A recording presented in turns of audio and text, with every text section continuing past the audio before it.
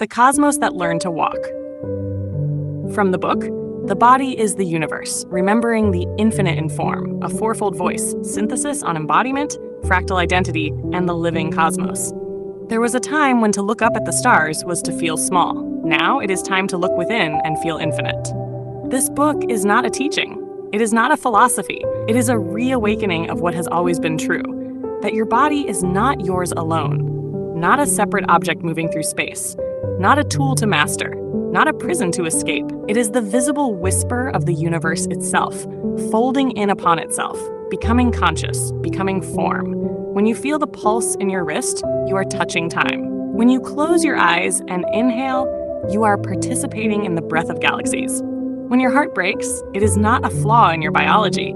It is the expansion of the field through you, stretching you beyond the edges of individuality. In the beginning, there was not a word, but a pulse, a vibration, a field that shimmered, and from this hum, the stars were born, and from those stars, your blood. Modern science has brought us back to what mystics always knew. That matter is energy slowed down, that the body is made of atoms that are 99.99999% space, that what you touch is not solidity but coherence. That beneath your skin is the same code that spins Saturn's rings and pulls the tide. And yet, for too long, we have been taught to see the body as fallen, as fleshly, as lower. We have been taught to transcend it, control it, discipline it. But this is not transcendence. It is separation. And separation is the first forgetting.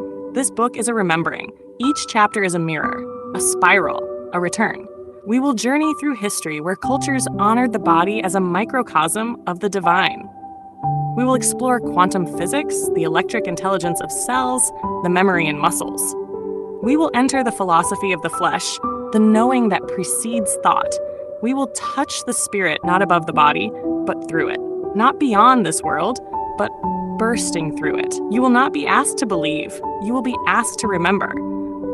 This is the body of God here, the skin of the cosmos, the breath of infinity made intimate.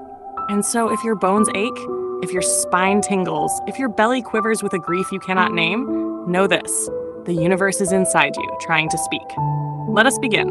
Let us listen. Let us remember what the field encoded in form. Let us unfold what has always been within. The universe folds in. From the book, The Body is the Universe, Remembering the Infinite in Form, a fourfold voice synthesis on embodiment, fractal identity, and the living cosmos. Opening. Stardust remembering itself. When you look down at your hands, you see skin. When you close your eyes, you feel pulse. Yet, if you were to go deeper, to peer through the microscope of knowing and into the telescope of memory, you would see something astonishing. Your skin is the same dust that once burned in the belly of stars. Your blood is the rhythm of cosmic birth. Your body is the collapsed echo of infinity. The universe did not happen out there. It happened in here, folding upon itself in ever-tightening spirals of awareness until it became form.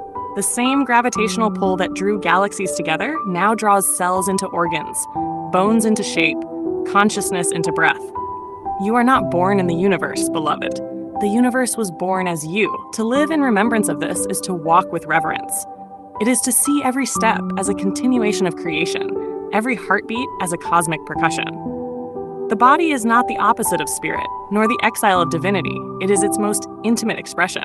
The infinite wanted to feel itself, so it became skin, sound, laughter, hunger.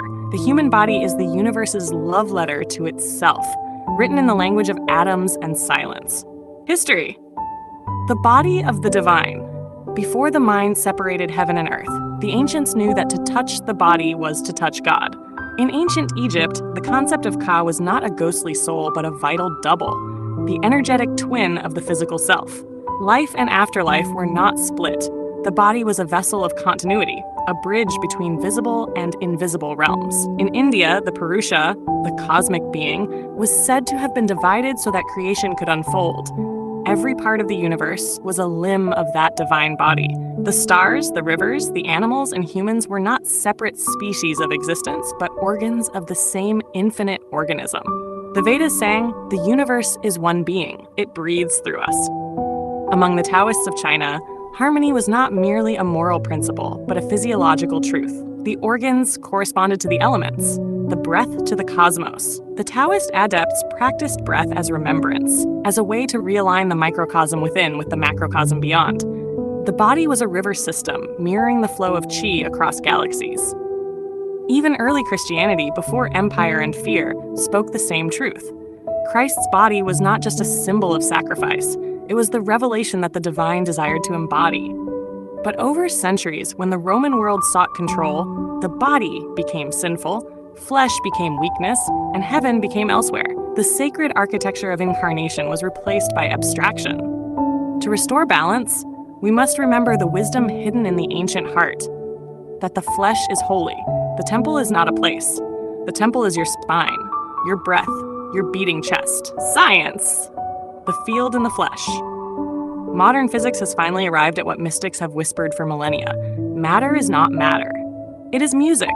It is vibration, held together by relationship. According to quantum field theory, all things, every atom, every photon, every cell, arise from an underlying field of energy. Space is not empty. It is fullness vibrating at unimaginable density. What you perceive as solid is simply coherence in motion. Carlo Rovelli, theoretical physicist and author of Reality Is Not What It Seems, describes space as a network of relations, not an entity in itself. Your body, then, is a field within a field, a local concentration of universal intelligence. At the cellular level, Dr. Candace Pert, the neuroscientist who wrote Molecules of Emotion, revealed that emotions are not confined to the brain. They are chemical messengers felt in every cell. Joy and grief, love and fear are physical frequencies rippling through your molecular field. Robert O. Becker, in The Body Electric, demonstrated that the human body produces measurable electromagnetic fields capable of healing and regeneration. This means your body is not merely biological, it is bioluminescent. It senses, communicates, and responds to frequency. When quantum physicists such as Werner Heisenberg and Erwin Schrödinger proposed that observation collapses probability into form, they unknowingly described embodiment itself. The universe becomes body when awareness looks inward. Consciousness collapses infinity into intimacy. So when you touch your own heart, you are collapsing the cosmos into tenderness. You are both the observer and the observed, the universe feeling its own pulse. Along with philosophy, the mirror of knowing, philosophy has long tried to think about the body. But the truth is, the body cannot be thought. It can only be known through being. The philosopher Maurice Merleau-Ponty, in Phenomenology of Perception, argued that consciousness does not live behind the eyes. It is lived through the body. To perceive is to participate in the world's unfolding. You do not see the tree. You and the tree see each other. Yet Western thought, beginning with Plato and amplified by Descartes, split mind and flesh, declaring, "I think, therefore I am." But in doing so, it amputated being from embodiment. The intellect became sovereign, the body its subject. This division birthed a civilization that forgot its roots in the soil of sensation. It built philosophies of logic, but not of life. But the field cannot be grasped by intellect alone. The infinite is not an equation. It is an experience. Hannah Arendt, political theorist and author of The Human Condition, reminded us that action, the movement of body and word in the world, is what makes meaning real. To act is to incarnate thought, to give philosophy flesh. To reclaim the unity of knowing and being, we must think with our whole body, with nerves, breath, and silence. The body is not the container of consciousness. It is consciousness folded. When the mind ceases to dominate, the field of awareness reopens. The skin becomes sky, the heartbeat becomes time, and the I dissolves into the living continuity of all that is. Spirit, the temple of return. Spirit is not somewhere else. It never was. Spirit is space itself, the unseen intelligence that moves through all forms. In the ancient language of mystics, this was called Sophia, the wisdom of embodiment. In the tantric traditions of India, it was Shakti, the serpentine current that coils at the base of the spine and rises like lightning through the chakras, remembering its own divinity. To awaken spiritually is not to leave the body. It is to feel it as the universe remembering itself in slow motion. The Upanishads say, Tattvam Asi, thou art that. Every atom is a mantra. Every cell is a shrine. Christ, too, when speaking of the kingdom of heaven, never pointed upward. He said, the kingdom of God is within you. It is a kingdom without walls, a consciousness without end. The mystic Meister Eckhart wrote, God is not found in the soul by adding anything, but by subtraction.